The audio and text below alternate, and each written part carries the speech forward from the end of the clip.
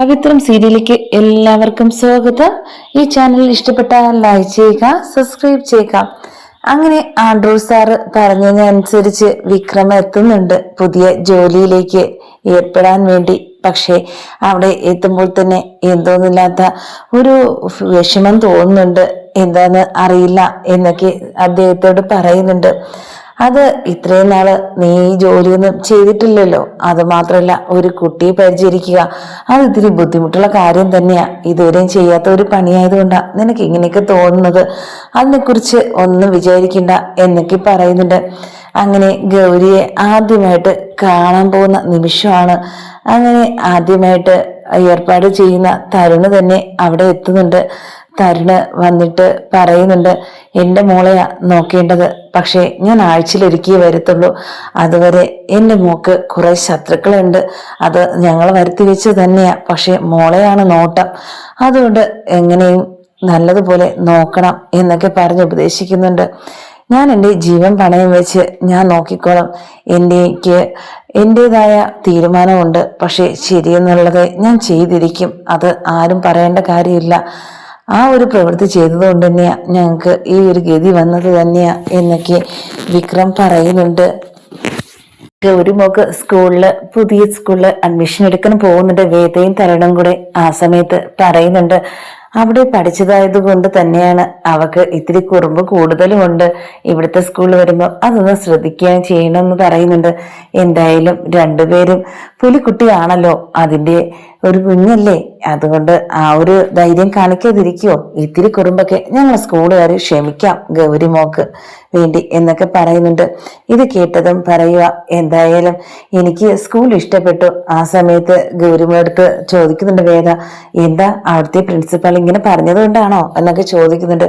അതുകൊണ്ടൊന്നും അല്ല, എനിക്ക് കുറുമ്പ് കാണിക്കുന്നതാ ഇഷ്ടം, പക്ഷെ തെറ്റ് കാണിച്ചാൽ മാത്രമേ ഉള്ളൂ എന്നൊക്കെ പറയുന്നുണ്ട്. ആ സമയത്ത് വേദ ചിന്തിക്കുന്നുണ്ട്, അച്ഛനെ പോലുള്ള എല്ലാ കാര്യങ്ങളും ഓരോരോ ചലനങ്ങളിലൂടെ ഉണ്ടല്ലോ എന്നൊക്കെ മനസ്സിലാക്കുന്നുണ്ട്. അങ്ങനെ പുതിയ സ്കൂളിലേക്ക് പോവുകയും ചെയ്യുന്നുണ്ട്. അവിടെ എല്ലാവരുമായിട്ട് ഭയങ്കര ഇഷ്ടമാണ്. അങ്ങനെ ഒരു ഫ്രണ്ടിനെ കിട്ടുന്നുണ്ട് ഗൗരിക്കുട്ടിക്ക്. അങ്ങനെ ഗൗരി പഠിച്ചുകൊണ്ടിരുന്ന സമയത്ത് പെൻസിലിന് വേണ്ടി രണ്ട് കുട്ടികൾ അടി കൂടുന്നുണ്ട്. ഇത് കണ്ടിട്ട് തെറ്റാണെന്ന് മനസ്സിലാക്കി കഴിഞ്ഞ ഉടനെ തന്നെ ആ കുട്ടിയെ ഉപദ്രവിക്കുന്നത് കണ്ട് പെട്ടെന്ന് ഓടിപ്പോയി ചവിട്ടി അടിക്കുന്നുണ്ട്. എന്നാൽ വിക്രം അടിക്കുന്ന അതേ സ്റ്റൈലിൽ തന്നെ അടിക്കുന്നുണ്ട്.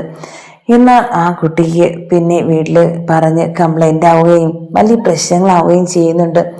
ഈ സമയത്ത് തന്നെയാണ് വേദ മനസ്സിലാക്കുന്നുണ്ട്, എന്തായാലും എൻ്റെ മോളാണെങ്കിൽ എന്നെ പോലെയും അല്ല, പക്ഷെ വിക്രമിനെ പകർത്തി വെച്ചിരിക്കുന്നുണ്ട്. വിക്രമിന്റെ എല്ലാ സ്വഭാവവും കിട്ടിയിട്ടുണ്ട്. അടിക്ക് അടി, തല്ലിന് തല്ല്, എന്താ പറയാൻ പറ്റില്ല, ആ ഒരു സ്വഭാവമാ എന്നൊക്കെ വിചാരിക്കുന്നുണ്ട്. അത് വീട്ടിൽ വന്ന് കംപ്ലൈന്റ് കൊടുത്ത പ്രിൻസിപ്പാളും അതുപോലെ കുട്ടികളെ അമ്മയും എല്ലാവരും ഉണ്ടായിരുന്നു. അവരടുത്ത് സംസാരിച്ച് ഇനി ആ തെറ്റ് ആവർത്തിക്കില്ല എന്ന് പറഞ്ഞ് തിരിച്ചു വന്നിട്ട് തരുണിന്റെ അമ്മയുടെ അടുത്ത് പറയുന്നുണ്ട്, എനിക്ക് ഒരു കാര്യം അമ്മയുടെ അടുത്ത് പറയാനുണ്ട്. തരുണാണെങ്കില് എൻ്റെ മോളെ പൊന്നുപോലെ നോക്കുന്നതൊക്കെ ശരിയാ, പക്ഷേ എൻ്റെ മോളുടെ ഓരോ ചലനങ്ങളും ഓരോരോ രീതിയും എല്ലാം അവൾ അച്ഛനെ പോലെയാ. എന്ത് പറയാനാ, അവളുടെ ആ ഒരു സത്യസന്ധതയ്ക്കുള്ള എല്ലാ തരത്തിലുള്ളയും പറയാൻ പറ്റില്ല, വാക്കുകളില്ല. അതുകൊണ്ട് അവളെ തെറ്റ് പറയാനും പറ്റില്ല. ആ തെറ്റമല്ലേ, അങ്ങനെയല്ലേ കാണിക്കുള്ളൂ എന്നൊക്കെ ഉടനെ തന്നെ തരുണിന്റെ അമ്മ പറയുന്നുണ്ട്. അതുകൊണ്ട് എനിക്ക് വിക്രമിനെ കാണണമെന്ന് തോന്നുന്നുണ്ട് ഈ നിമിഷം. സ്കൂളിലെ പ്രശ്നങ്ങൾ അറിഞ്ഞ് ഗൗരി അവിടെ കാട്ടിക്കൂട്ടിയ എല്ലാ കാര്യങ്ങളും അറിഞ്ഞുകൊണ്ട് തന്നെ തരുണ് വഴക്ക് പറയുന്നത് അത്രയും വേദയുടെ കൂട്ടുകൂടി അവള് പഠിപ്പിച്ച് ഇല്ലാതാക്കി കളഞ്ഞതാ എന്നൊക്കെയുള്ള പരാതിയായിട്ട് തരുണിന്റെ അമ്മ പറയുന്നുണ്ട്. ഇങ്ങനെയാ അവൻ പറയുന്നത്, എന്ത് ചെയ്യാനാ മോൾ, അത് കാര്യാക്കണ്ട, എന്നെ വിളിച്ച് പറഞ്ഞായിരുന്നു എന്നൊക്കെ പറയുന്നുണ്ട്. ഞാൻ നേരിട്ട് എൻ്റെ ഇങ്ങനെ പറഞ്ഞിരുന്നെങ്കിൽ എൻ്റെ സ്വഭാവം എന്താണെന്ന് മനസ്സിലാക്കുമായിരുന്നു തരുണ്. ആ സമയത്ത് പറയുക, എൻ്റെ മോന്റെ ഭാര്യയായിട്ട് എല്ലാവരും കാണുന്നത്, പക്ഷെ അത് ഇത്രയും പെട്ടെന്ന് വേണ്ടെന്ന് വെക്കരുത്. വിക്രം വരുന്ന നിമിഷം നമ്മൾ അംഗീകരിച്ച് അത് ആ രീതിയിൽ തരുണിനെ പറഞ്ഞ് മനസ്സിലാക്കും.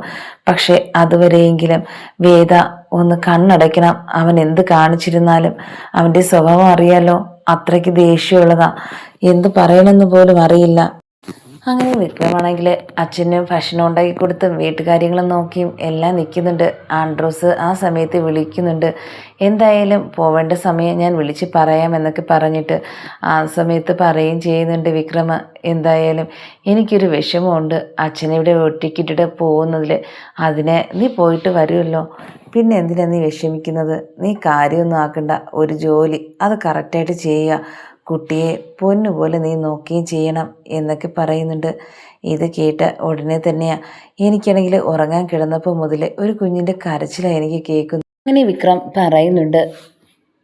ആ സമയത്ത് തന്നെയാണ് അവിടെ തരുണിൻ്റെ അമ്മയും വേദയും കൂടെ സംസാരിക്കുന്നുണ്ട്.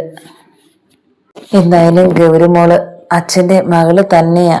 ആ ഒരു ചുറുചുറുക്കും അതുപോലെ തന്നെ വാശിയും എല്ലാം കിട്ടിയിട്ടുള്ളതാ. അതുകൊണ്ട് അവളെ മുന്നിൽ പിടിച്ചു നിൽക്കാൻ എന്നെ കൊണ്ട് പറ്റുമെന്നും തോന്നുന്നില്ല എന്നൊക്കെ